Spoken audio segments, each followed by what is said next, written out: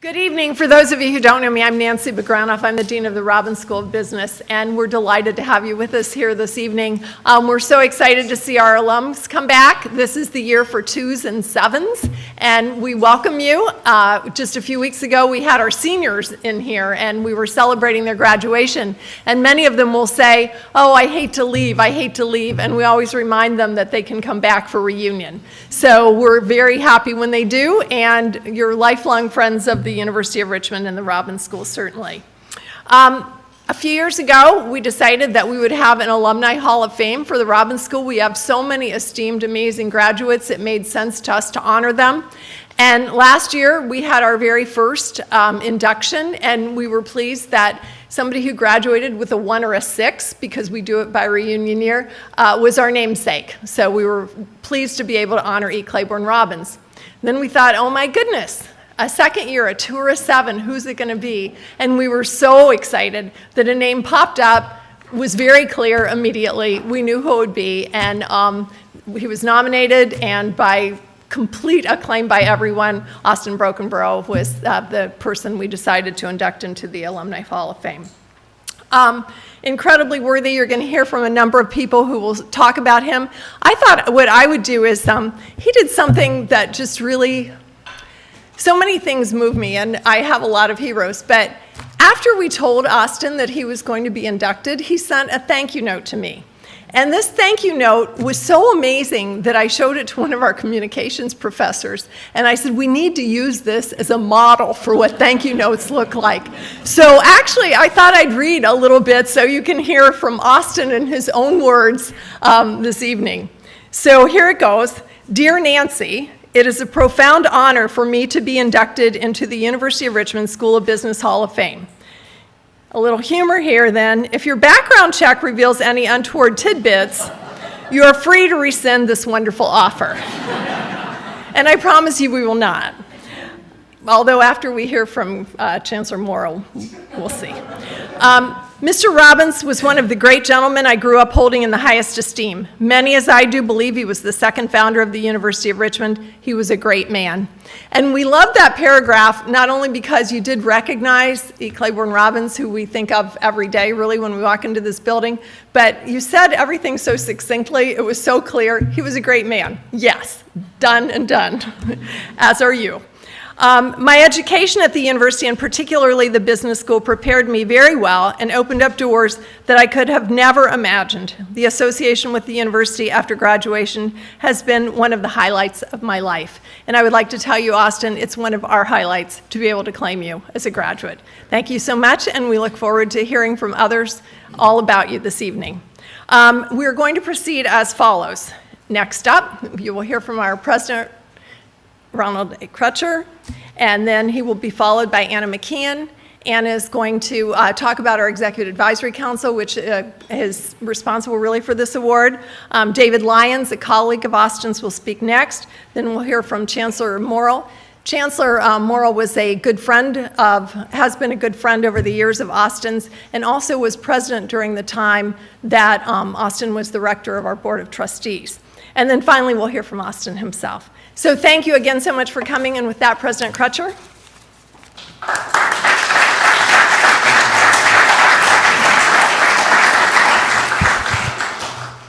Thank you, Nancy, and it's certainly a pleasure for Betty and me to join all of you this evening in celebrating Robbins School of Business Hall of Fame recipient Austin Brockenbrough. I'd like to begin first by acknowledging the many members of the Brockenbrough family who are here with us to celebrate their dad and granddads and honor tonight. I also want to acknowledge Chancellor Morrill, who is here. He served as the president from 1988 to 1998, and as Nancy said, worked very closely with Austin. I saw Chancellor Heilman is also here. 3 presidents in the house. What about that? Welcome, President. And of course, we welcome the many special guests who are too numerous, but whose enduring ties to Richmond, the business school, and the Brockenbrough family are so important to the university and our community. As many of you know, and just heard Nancy say, we inducted E. Claiborne Robbins, Sr., into our inaugural class of the Robbins School of Business Hall of Fame about a year ago. It was a fitting tribute to christen this honorary group by selecting the man whose name adorns our business school building. And it is an equally fitting tribute to select Austin Brockenbrough from among a group of extraordinary candidates as the second member of the Robbins School of Business Hall of Fame. For more than 5 decades, Austin has provided selfless service to his alma mater. As a former rector and current trustee emeritus, Austin has offered wise counsel, delivered quietly but with steely resolve to several presidents, including most recently and ever generously me. In fact, I recall our meeting with the Emeriti trustees a couple of months ago where we were reviewing the strategic plan, and Austin was right there offering his perspectives. Austin also served as chair of the National Campaign Committee for the Fulfilling the Promise campaign, the university's successful fundraising endeavor.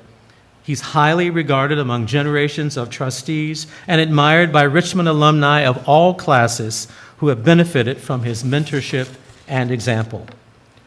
Austin is deeply committed to higher education and to the excellence of Virginia institutions. In 1987, he and Jane established the Brockenbrough Family Scholarship at Richmond, which is awarded to students who demonstrate exceptional academic ability as well as outstanding leadership, character, and personal motivation, traits we admire in the scholarship's benefactor. On a personal note, Betty and I will always remember Jane and Austin, especially for their very warm welcome to Richmond and the reception they held at Goat Hill for us in our honor. More importantly, we really enjoyed our evenings together at Chez Max. Those were kind of down-home, good food meetings, and those happened in our very, very early days here. And I wanted to say thank you, Austin, for welcoming us so warmly and openly in our very early days here. In fact, when I first moved to Richmond, an alumnus casually mentioned that Austin knows everyone, and everyone knows Austin. Now, of course, as a newcomer, I thought this was just pleasant hyperbole.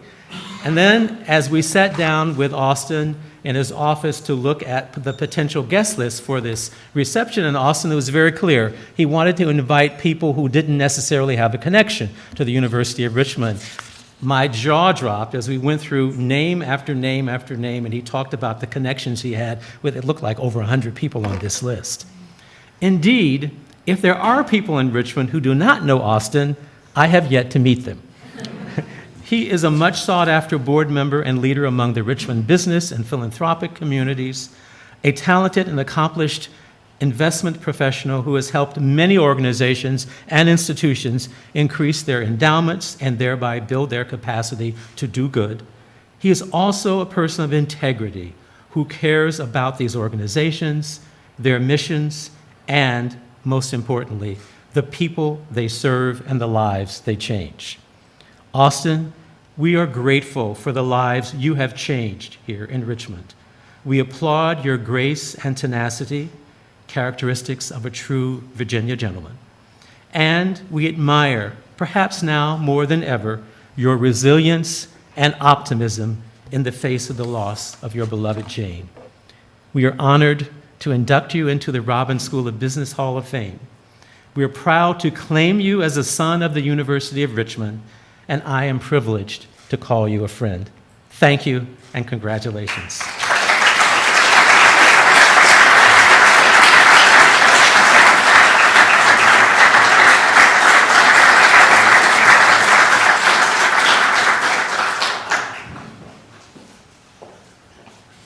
Thank you, Dr. Crutcher. Good afternoon, everyone. It's a real pleasure to be here with you to celebrate Reunion Weekend and the Hall of Fame Award. As a Richmond alumna and a member of the Robbins School's Executive Advisory Council, I want to share my excitement about the Hall of Fame Award. It gives us an opportunity to honor and celebrate an outstanding leader in business and one that is a Richmond alumni.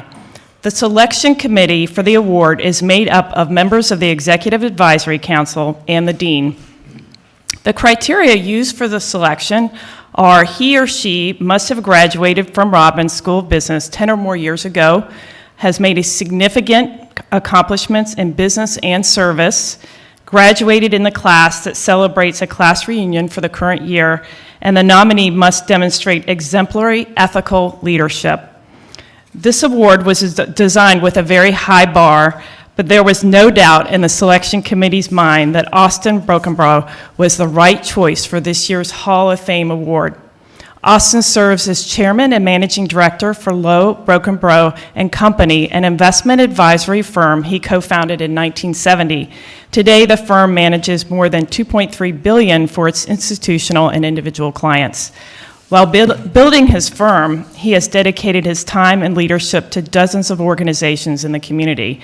In addition to his many contributions to the University of Richmond, he has served on the board of Tredegar Corporation, the Richmond Symphony, Child Fund International, and United Way of Richmond, to name just a few.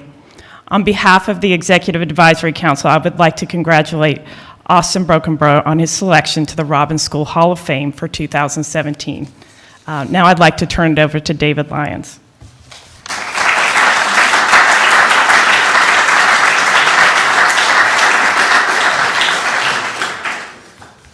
Thanks, Anna. I'm honored to join you in tonight's celebration of Austin Brockenbrough and this well-deserved induction into the Robbins School of Business Hall of Fame. As many of you are business school alums, I know that you're good with analytics, so I suspect that many of you have been struggling to process the lineup of speakers tonight. And with speakers whose introductions begin with doctor or chancellor or president, it's understandable that you might wonder how David Lyons got into the mix. I do share one distinction from the rest of the group, is that I have had the pleasure of spending the last 21 years with Austin Brockenbrough as my boss. When Nancy asked if I would share a few thoughts about Austin's induction ceremony, I was tremendously honored, and I was ready to accept the invitation immediately. But after a few minutes, it occurred to me that this is reunion weekend, and it happens to be my 30th reunion, which means that I have many classmates descending upon Richmond this weekend with a mindset and a maturity level that reverts back at least 30 years. That might be a problem. But anyway, I gave it some thought, and it was an easy decision, and while I might have had to forego a few beers on the reunion golf outing today, I was not going to miss this opportunity to share with you how beloved and respected Austin is to me and to each person at our firm. I'm very proud to be a University of Richmond alum, and I'm extremely grateful for the opportunity to have become more involved with the school over the past years. And I've especially enjoyed serving on the Robbins School of Business Executive Advisory Council. And among the things that this group does is provide feedback to Nancy and her staff and her faculty about graduating students from the business school and how they are received in the marketplace. And I'm always so interested to hear from the New York investment banking firms or the Big Four accounting firms or the major local employers about what is the ideal candidate, the ideal undergraduate coming out of school. And I'm always so encouraged to hear them speak so glowingly about University of Richmond students and how well they stack up. And they particularly focus on their soft skills. And I've had the opportunity to spend time with these students, and I'm so impressed, blown away by how smart and articulate and engaging these University of Richmond students are. And they're certainly bright and they're extremely well prepared, but it's truly the interpersonal skills that stand out. And so as my wife Patricia and I try to instill these same characteristics and virtues in our own children, the model for that perfect blend of business acumen, innate leadership, passionate work ethic, and gifted interpersonal skills is Austin Brockenbrough. He truly embodies everything that we hope that the students graduating from the Robbins School of Business will take with them into the workplace. His business acumen speaks for itself. Anna touched on that. Austin founded and has successfully managed Brockenbrough, an investment advisory firm that manages $2.3 billion. In building the firm over the past 47 years, Austin has navigated just about every market environment that one could imagine, and he's done so with putting the client's interest at first always. What is maybe most impressive about the firm that I've had such privilege to work for is that the average tenure of our employees is over 15 years. A third of our employees have worked for the company for over 20 years. That's a true testament of how wonderful it is to work for Austin. His leadership gifts are seen inside and outside of the office. Any organization that Austin becomes involved inevitably recognizes his natural leadership abilities.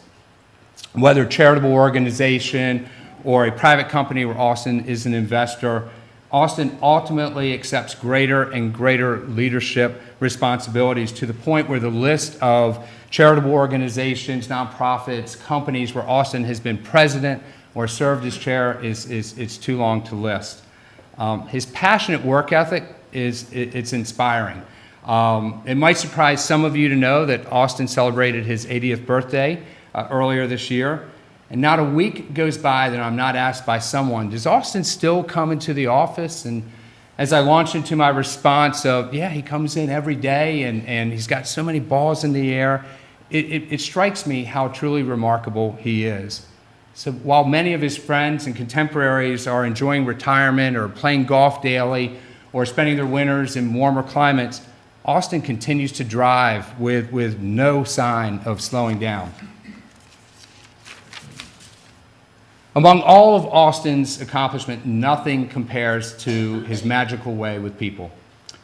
Certainly, he is one of the kindest individuals you will meet, and he has countless friends, as Dr. Crutcher pointed out. What's most amazing is his gift to make anyone feel like they are the most important person in the world.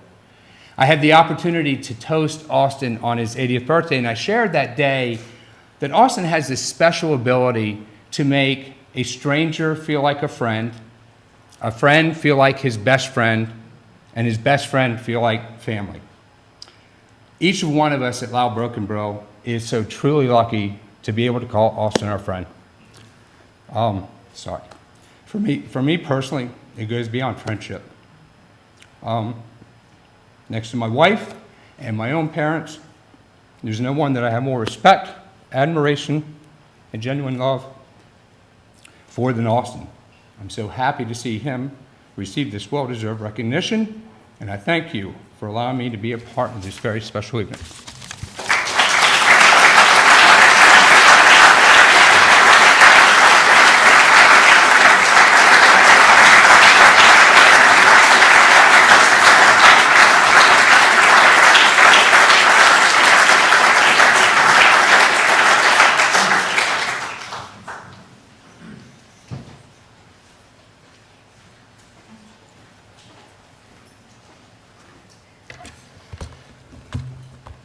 This is a very special privilege for me to be able to speak on this occasion. Before starting, though, I really wanted to offer a personal welcome to the family and the friends and the associates of Austin. For all of us, this has been a very hard month. With the loss of Jane, we have been living in pain, and we found an enormous inspiration, Martha and I both, at the service for Jane just 2 weeks ago. And the family showed dignity and courage that gave us all hope. And it's a chance now for all of us to celebrate the special love and loyalty of Jane. Let me salute the Robbins School of Business and Dean Bagranoff for the initiation of the Hall of Fame. Your posthumous recognition of E. Claiborne Robbins goes right to the heart of the stunning success story of the University of Richmond over now nearly 50 years since the gift. But that dramatic gift was just one part of a lifetime of philanthropy and a bequest that, in fact, make Claiborne Robbins one of the truly landmark philanthropists in the history of America. I also know that Claiborne Robbins would feel a sense of genuine satisfaction to know that Austin Brockenbrough III is now being honored as the second member of this very small circle of leadership and achievement in the Hall of Fame award. Mr. Robbins stands at the head of a procession of great leaders, particularly on the Board of Trustees and as rectors of the University of Richmond. When I arrived as president in 1988, I worked closely with Rector Jack Jennings, who drew us to Richmond, and who then, with his wife Anne, welcomed and supported Martha and me as we began our presidency. Jay, Jennings, and Elizabeth are here, and I feel great warmth for your parents. Then I had the unusual chance to work with another iconic figure in Louis Booker, who served as rector for 3 years during my term, after having served for 8 years with President Bruce Heilman, who was my office mate and my close friend. He, Louis, was the touchstone and the conscience of the University of Richmond for decades, one of the best legal minds in the nation, and one of the leading proponents for equal opportunity in education in the 1970s. Not incidentally, Louis and Austin were the closest of colleagues and friends and had mutual admiration of a very, very deep kind for one another. Now, my relationship with Austin starts as a kind of mystery. How does a hopelessly abstract professor of religious thought who grew up on the liberal coast of New England become president of a university in Richmond, Virginia, the capital of the South, and then finds that his close colleague, and eventually his boss, becomes his dearest friend, indeed his brother, who happens to be a Southern money manager who grew up on West Avenue in the Fan? Big data would not connect us.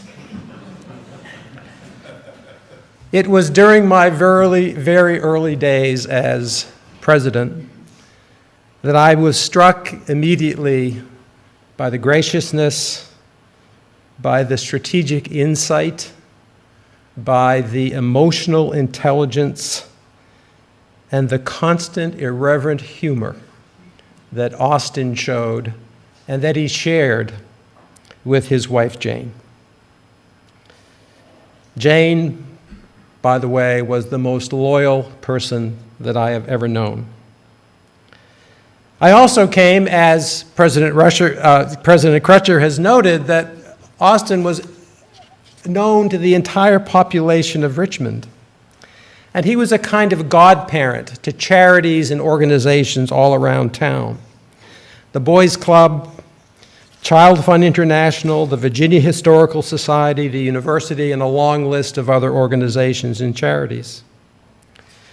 I soon began to figure out something. I would make my rounds of Richmond events and alumni sessions and cocktail parties, and often I would get this feedback, and it would be, well, you're the new president. We hear that the University of Richmond is just really going places, and that everyone in the country wants to send their child or their grandchild to Richmond, but they're worried that they can't get in. So I started figuring out, let me see, that person is a friend of Austin, and that one is too. And actually, Austin was a megaphone. He was a megaphone of goodwill for the university.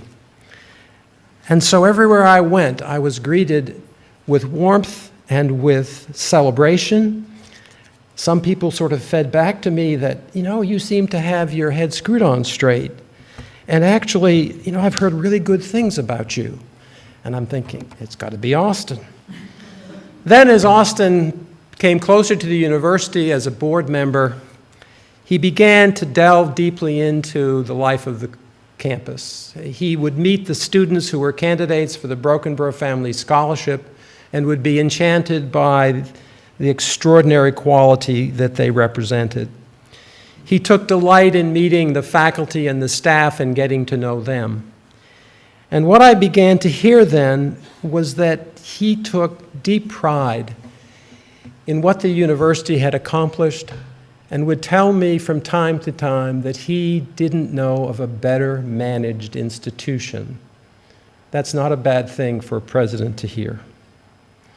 At the university and in his firm, and then at Child Fund and the Virginia Historical Society, and on some of those boards we served together, I came to see that Austin is constructively and endlessly restless with trying to make good places great and great places even better.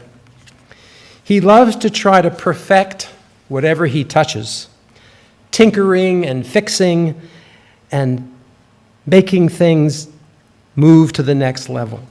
He affirms, he supports, he extols, he congratulates, he jokes, he cajoles, but he always and forever wants to see things improve, to reach that best potential.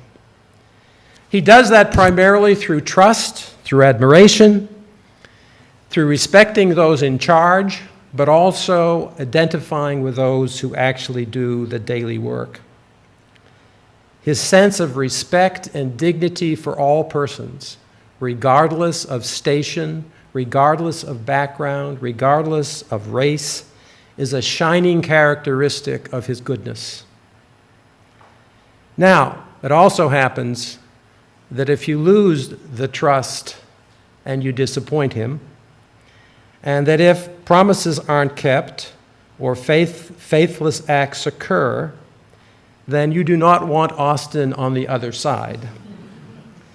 He will kindly but persistently oppose you and wear you down. When Louis Booker became rector again, after 3 years of my presidency, I consulted with him and Mr. Robbins and with Gilbert Rosenthal, head of the nominating committee. And I was checking Austin out.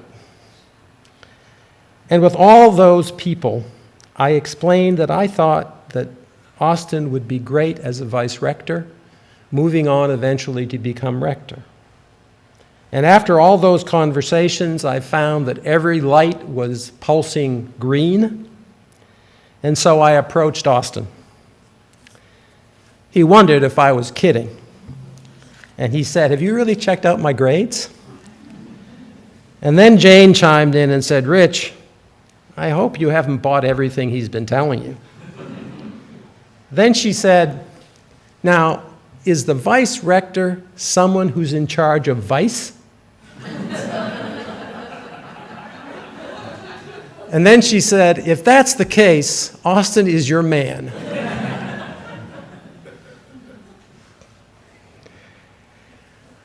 A few years later, Austin became rector, and we were fortunate to preside during a period of rapid growth in the economy with the advent of the digital age.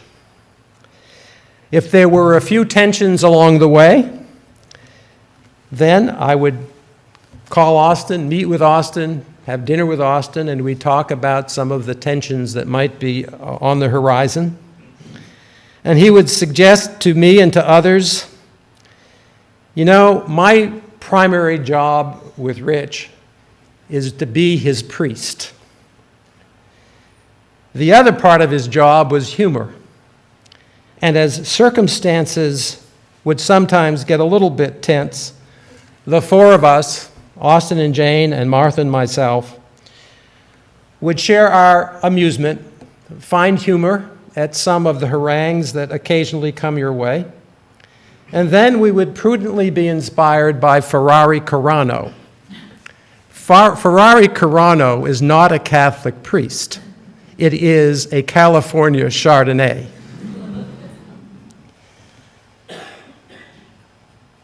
Much of the core of Austin's leadership during the period he was rector is part now of public history. And during that time, as vice rector and rector, the Jepson School was established. A lot of buildings were put up. Many were renovated.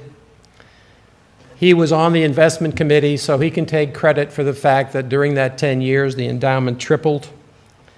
And we opened the Jepson Alumni Center, and at the height of interest in 1992, we had the presidential debate on campus, and there is now a celebrated picture of Austin with Bill Clinton.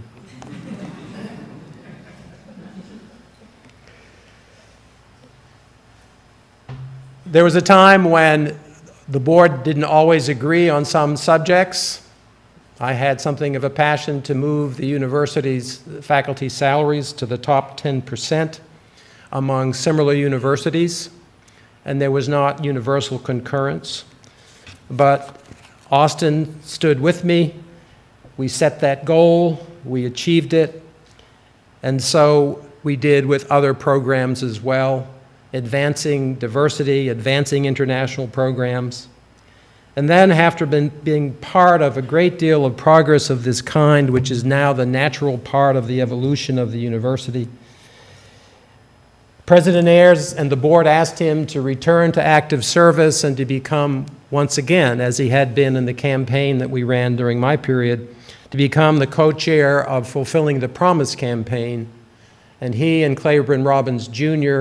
presided over that successful campaign, passing the goal early. And once again, Austin, ever true.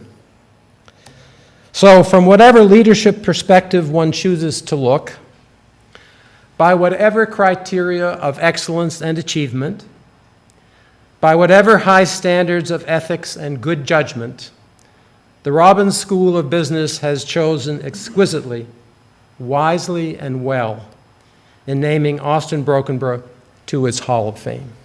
Congratulations, Austin.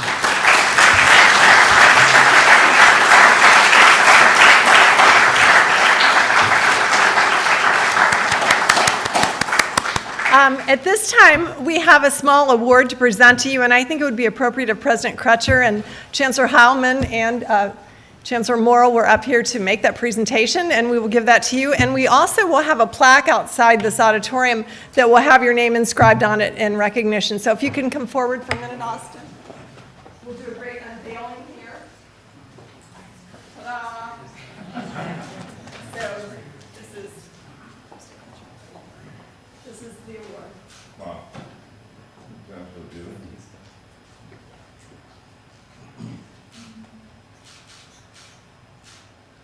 Thank you.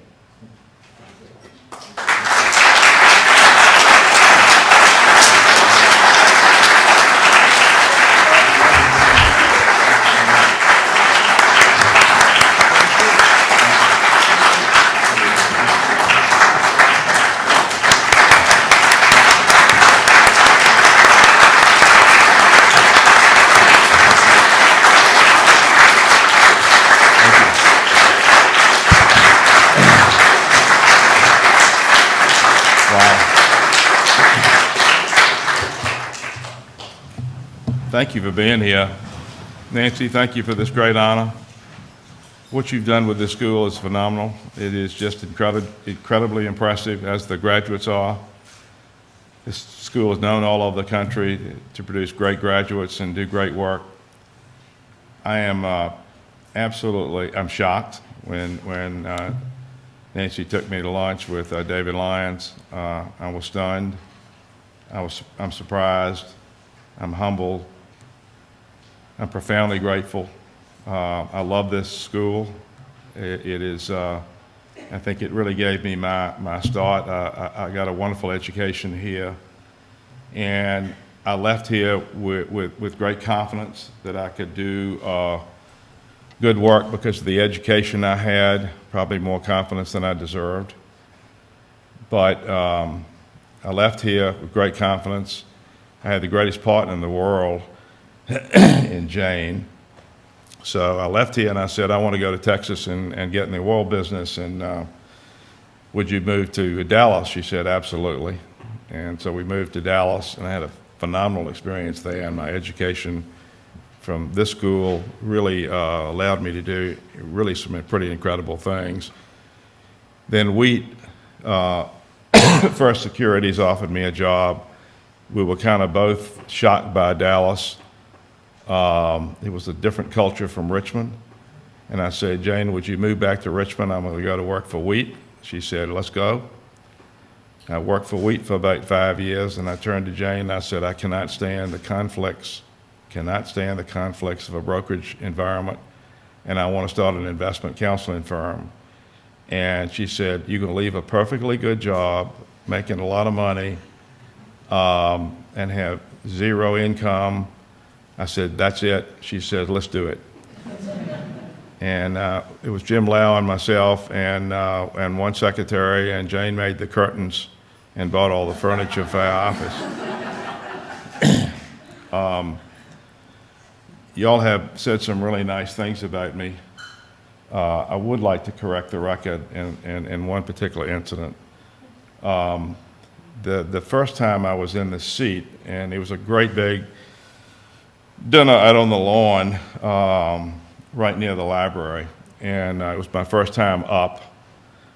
And Louis Booker, I think, Bruce, Rich, tell me if this is correct, had really built 8 or 10 buildings under his watch. Louis Booker had. So my first 2 months, there was an explosion in the laundry room of the apartments, and it put the restaurant across the street out of business for about 6 months. No one was hurt, but I was basically, Louis was up 8 or 10 buildings, I was down 2, and I'd only been in office or in the seat a month or 2. So I told the gathering this, and I said, if you want me to rescind my rectorship, just write it out on a ballot, and I'll step down, and Louis can come back. But I managed to stay around for another 4 years, which was one of the most incredible experiences of my life, working with Rich and very closely with Bruce, and watched this great university really take off like a rocket ship. It was really an incredible experience, and one of the most important parts of my life.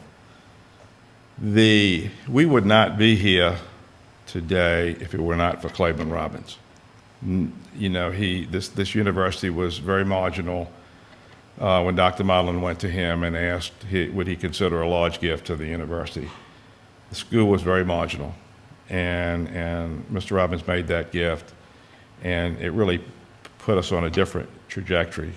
Bruce came in and really polished things up and took this place to a very, very different level. Rich came in, and the academics just soared. Mr. Robbins was a great man, a really great man, and I would like to tell you one quick story about my relationship with Mr. Robbins.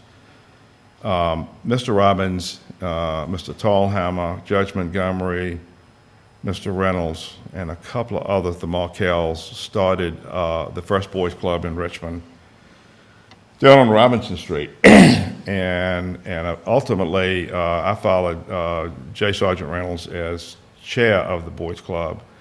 And I felt that there was a need for a boys club, our first extension over in the Randolph redevelopment area, which is now kind of part of VCU. And there was a crying need because there were a lot of young people over there in great need. And I started this campaign. It's about a $700,000 campaign, which seems trivial today, but it was. And I quickly learned about failure. I was trying to raise money. I didn't know how to put an organization together. I didn't have enough network, and I was falling apart in terms of being successful at this very needed boys club.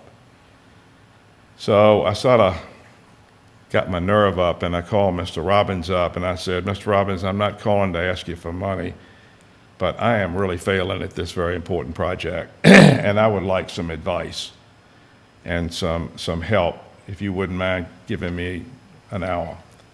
So I went, he said, come on by tomorrow morning at 10:30. So I went by, and I told him what I was doing, told him why I was doing it, and I told him about the need.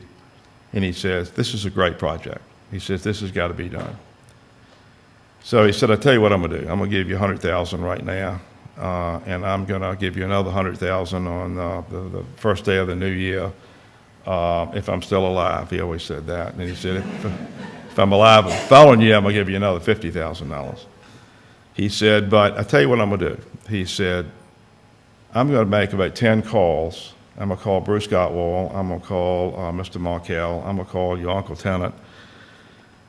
I'm going to call the Tallhammers. I'm going to call and he said, are you writing this down? I said, as fast as I can. He says, I'm going to call and tell them that you're going to come by to see them in about a week or 10 days, and that you're going to explain what you're doing, and that it has my 100% endorsement, and that I hope they'll support it close to the same level that I'm supporting it.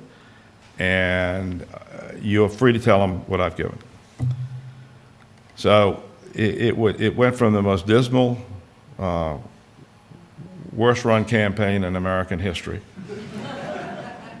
to, with Mr. Robbins' endorsement and his put me on the right track and his support, we were, in 3 weeks, I had all the money, and we started breaking ground. This was a great man, and this whole university is vibrant with the greatness of this man. We would not be here, this would not be as great a university without that man. And we've been very lucky that we've had great presidents. And you can have all the money in the world, but if you don't have great leadership, you can't make an organization grow. This place, it just bristles with muscle. I mean, this has got muscle on muscle academically. Everything we do for the students. I remember we were managing money for a college, and they said, you're from Richmond, do you know the University of Richmond? I really know the University of Richmond very well. And they said, well, do you know that you've got the finest police force in the country, academic police force in the country? Do you know, you've gotten awards for having the finest dining room for your students. I mean, it's just one thing after another, and the campus was just gorgeous. That's because of the great leadership of the two great gentlemen over there that are my really close friends. Another thing, I just end on this, that I've been very fortunate that I have been surrounded in my business by the world's greatest people. They are fabulous, and we're like a family. People come and they don't want to leave, and we work together beautifully, and we have one common mission, and everybody knows it, and it's all about the client, whatever's best for the client. And I am blessed that I get to go to work every day with these great people. So with that, Nancy, thank you very much. I'm really honored. Ron, Rich, Bruce, and David, thank you so much. I really am honored.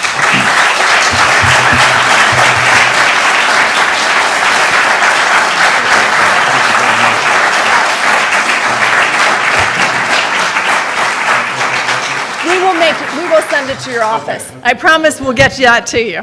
We don't want you to have to carry it out there at the reception. For everyone else, we are about to celebrate, so if you would make your way to the reception, we will let the festivities continue. Thank you so much for coming this evening.